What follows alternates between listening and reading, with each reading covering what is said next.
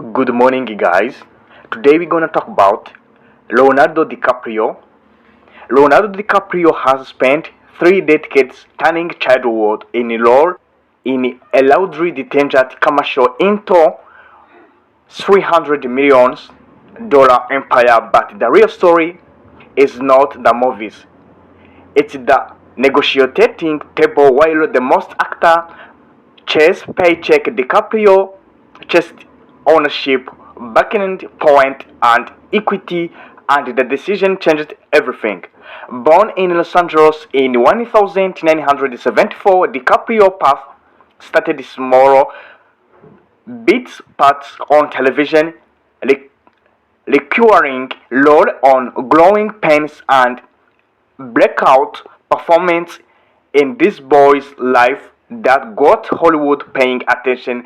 By the mid 90s, he was one of the industry's most in demand young actor. Then came in 1997, and Titanic turned him into the biggest movie star on the planet almost overnight.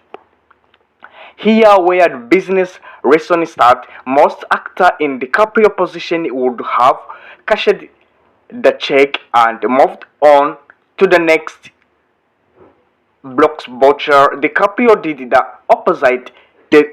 He deliberately stepped back from franchise offer and mainstream romantic leads, choosing instead to work with direction like Martin Scorsese and Christopher Nolan, collaborator who would define his career for the next 25 years.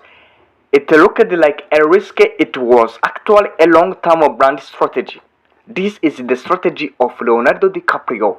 That strategy started paying off in very literal sense with Inception in 2010. DiCaprio did not just take a flat salary, he negotiated a piece of the profit. The film became a global hit, and DiCaprio backend deal reportedly pushed his total earning on the single movie close to $60 million.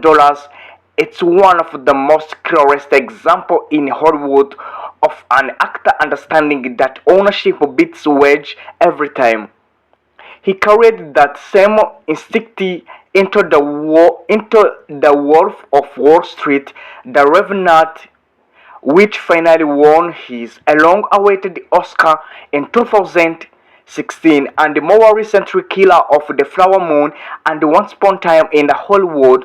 And in 2025, he added another major chapter with a one battle after another. Paul Thomas Anderson political thriller. The film became one of the biggest award season story of 2026, sweeping wins at the Golden Globe and BAFTA, and earning DiCaprio his 80th career Oscar nomination, tying him with a legend like Richard Burton and Daniel Day-Lewis for the most Best Actor nomination in history. But acting party paycheck are only one layer of the DiCaprio wealth model. The biggest story is what he's done with the money once it earned.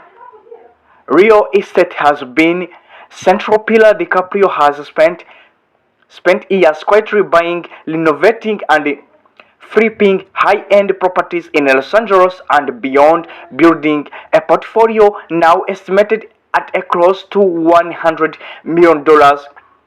He treated his home race like trophies and more like asset, buying right, hold, upgrade, sell. Then there Appian Way, his production company, which let him earn as producer instead of just hired performer.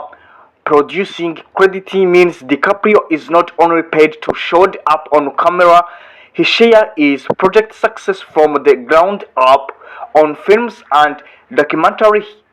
He personally championed. He's also built a brand around something most celebrities avoid touching: environmental investing through the Leonardo DiCaprio Foundation. He has fundraised more than $100 million into the climate and the conservation project. It's easy to write that offer as a pure philanthropy, but it's also smart positioning. It's made him one of the only risk actor was personally brand and business interest at a full aligned endorsement deal, environmental ventures, and the public image all point in the same direction, which is rare in Hollywood and even rare in terms of long-term brand value. Even his endorsement history reflects a selective high-value approach rather than scattershot one brand like Tag here, where he's reneged on prestige and longevity rather than chasing every offer that came his way. What most interesting about DiCaprio financial story is the discipline behind it. His famous private rare takes flat fee only roles anymore has spent decades saying no to nine figures of blockbuster franchise money in a favor of prestige films with backend potential. Its strategy that trades a short-term certainty for a long-term leverage, and it's worked at $6 million. One payday from a single film can outperform what most working actor make actor across entire career.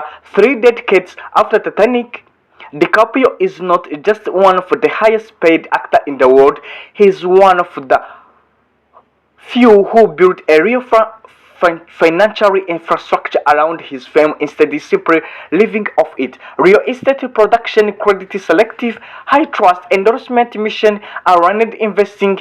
It's a race Hollywood career and more diversified holding company. What happened to make a movie? And with one battle after another putting him back in serious Oscar contention in 2026, it looked like both the artistic and the financial chapter of DiCaprio's story are still being written. Thank you guys to listen to me. My name is Gakwa Fisto. God bless you.